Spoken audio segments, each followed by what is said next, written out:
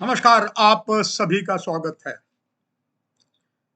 भारत ने तो कह दिया है कि अभी ऑपरेशन सिंदूर समाप्त नहीं हुआ है। ये बयान प्रधानमंत्री, रक्षा मंत्री व अन्य बड़े नेताओं के हैं और यहाँ तक कि डिफेंस के भी टॉप जर्नल्स का है कि अभी ऑपरेशन सिंदूर समाप्त नहीं हुआ है।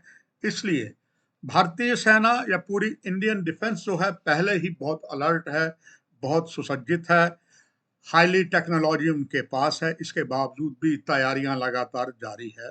इसी संबंध में भारतीय सेना ने नॉर्दर्न कमांड ने आधिकारिक रूप जो उनकी अपनी एक्स पोस्ट है उसके जरिए उन्होंने खबर दी है कि मशीन रुद्र मिशन का परिचय कराया है, जो युद्ध के मैदान में बेहतरीन तालमेल और आधुनिक तकनीकों के साथ सामरिक दक्षता का अनोखा संगम है।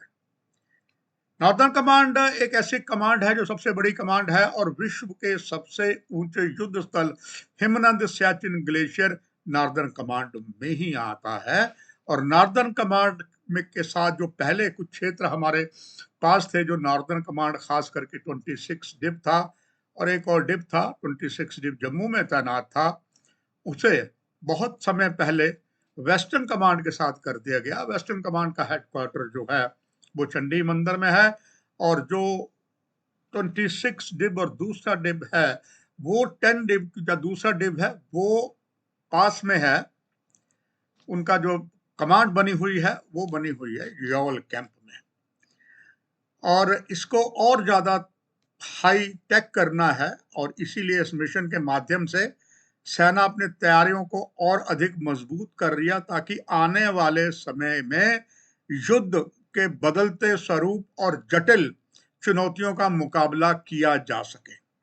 रुद्र एक ऐसा मिशन है जो सेना के विभिन्न शाखाओं के बीच बेहतरीन इंटर आर्म इंटीग्रेशन और साझा रणनीतियों को लागू करता है।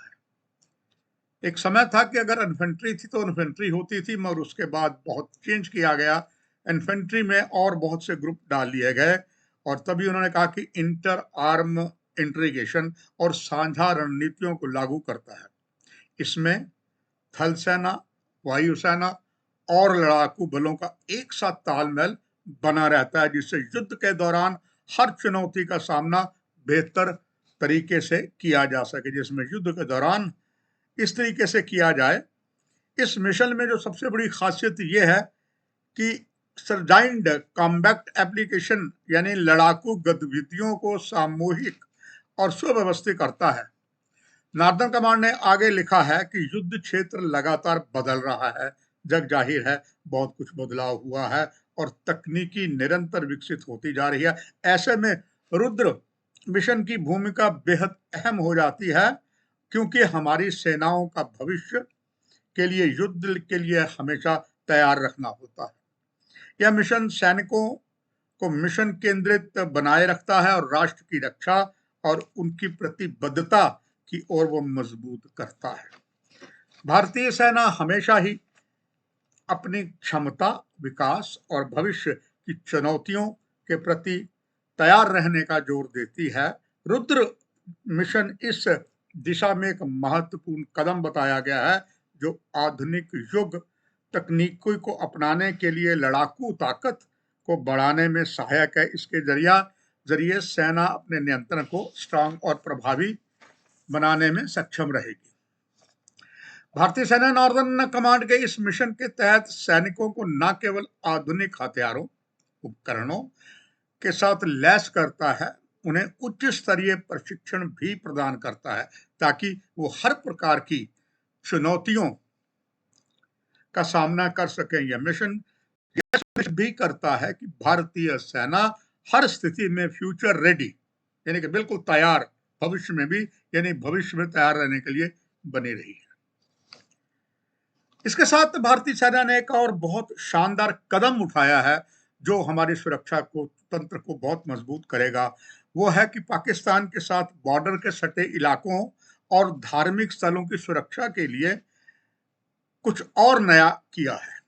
आपको याद होगा पीछे पाकिस्तान ने जो नापाक साजिश की, कुछ धार्मिक स्थलों को जैसे पुंछ में निशाना बनाया, राजौरी में बनाया, इसके लिए आर्मी ने 6 नए AK-630 air defence gun system खरीदने के लिए सरकारी company advanced weapon and equipment India limited, जिसको शॉर्ट फॉर्म में कहते हैं AWIL, को टेंडर जारी भी कर दिया है।